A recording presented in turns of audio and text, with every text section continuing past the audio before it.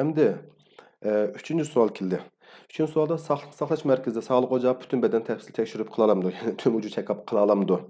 Qarang, bu savolga javob berish uchun shu men oldingi videoda qon tekshirishni bir muncha narsani deb berdim. Andan keyin bugun yana mana shu uni qon tekshirish uchun sizga boshqa nima tekshirib bo'lgan narsalarni hamma deb berdim. Mana shu narsalarni yig'ib kelsa, odatda sizning badaningizdan xeyli jiq shu %100 diyemasammi, hech bo'lmasa %90 shu nimani bilgili bo'ldi, uchurlarni bilgili bo'ldi. Shu pul bilan shuni tekshirdingiz. Uning ichida ba'zi narsalar yo'q haqiqatan sog'liq ocağıdachu. %70-80 deb izitma. Bütün beden tekshiruvini %70-80 ni sog'liq ocağıdan qila olasiz. Endi bu yerda rentgen yo'q, shu amal yo'q. Ammo rentgenni boshqa bir yerga avatishimiz kerak. Haqiqatan shu kasallikdan shu bilansakchu. Lekin keldimi tüm vücut check-up, bütün beden tekshirib bakmay rentgen tartib qo'y desangiz, u yerga avatamaymiz. Undan boshqa ovozli tekshirish yo'q, ultrason yo'q bizda. Sog'liq ocaqlarida bo'lmaydi adatichu. Şuna onu ayrim başqa bir yerga avatish kerak ham daxli bir yerlargacha. EKG tekshirish mashina bor, lekin uni tozaligi cho'ngroq yerda ishlatadi odatda. Kichikroq yerda tekshirib qilib bo'g'ilmaydi-chu. Ammo u bor EKG-chu.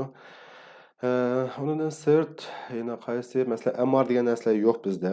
Ammo lekin bu mana shu sog'liq ocağıdagi mushu tekshirishlar, hatto bu tekshirishlar tüm vücut check-up'da jiq desak bo'ladi ba'zi tanlashlarni-chu. Qon tekshirishlarini qo'shib kelsak, xeyli jiq narsalarni bilalaymiz sog'liq ocağıdan. Shunga men to'xtamay qarindoshlarga ishil sog'liq ocağı tekshiring deb tavsiya qilishim sababmi shu. Men burun bu sog'liq ocağı ismini chaqdim tavsiya qildim odatda. Men burun jiddiy qutulish ishlagan necha yil.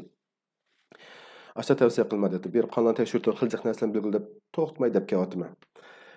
Shunga sog'liq ocağıda men bütün bedenimi tekshirdim deb kelsangiz tekshirib qo'yolmaydi odatda. Chunki oldingi videolarim dedim. Bütün bedeni tekshirish uchun cho'qim alomatlar bo'lish kerak. Andan keyin tekshirsa, bu Turkiyaning sayya sog'liq ishlariga bo'lgan besim jiqaymaydi, yuk bo'lmaydi-chu. Endi mayli siz qaysi davlatda yashang, qaysi oilada yashang, bir davlat shu bir oilaga o'xshaydi odatda. Bu yerga kiribman, hamma narsani qildira olay, bunday ish yo'q odatda. Buni belki o'ylaysiz, sen nima sen bu Turkiyaning odami emas yo misol mayli nima deymiz endi. Bu sening maoshingni kesmaydi deb deyishingiz mumkin. Tekshirib qo'ysang nima bo'pti deyishingiz mumkin. To'g'ri, ammo mayli yanglar ishchinglar isrof qilmanglar degandek bir gapim borchu bizda. Buni demasam tushunasizlar. Shunga berib yaxshi doktor bilan paranglashib o doktor haqiqatan bir tekshirib qo'ysa tekshirsin bo'pti. Men qilib qo'ymadi deb ba'zi Uyg'urlarga. Haqiqatan shu ish cho'ng ham bedeni alomat bo'lgan.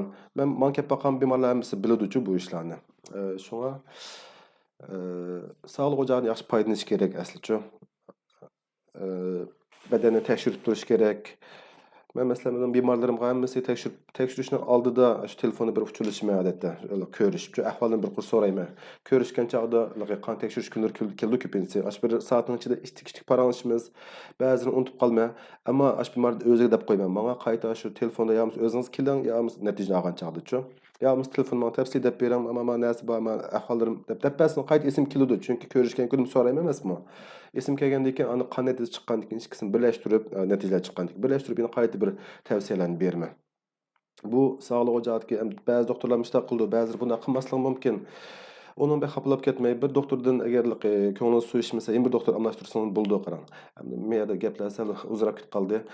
Bütün beden tekshiruvi bilan asli shu tekshiruv, shu biz degan tekshirishlarni qilish orqali bütün bedaningizning ahvolini bilgili bo'ldi. Buni bilib olsangiz bo'ldi. Endi 4-chi savol keldi. 4-chi savol kishilar bek so'rab ketgan bir savoldi. Vaqtini oz qoldi. Sog'liq markazida bolalardan qanday tekshirish qila olamdi? Qaysi tekshirishlarni qiladi?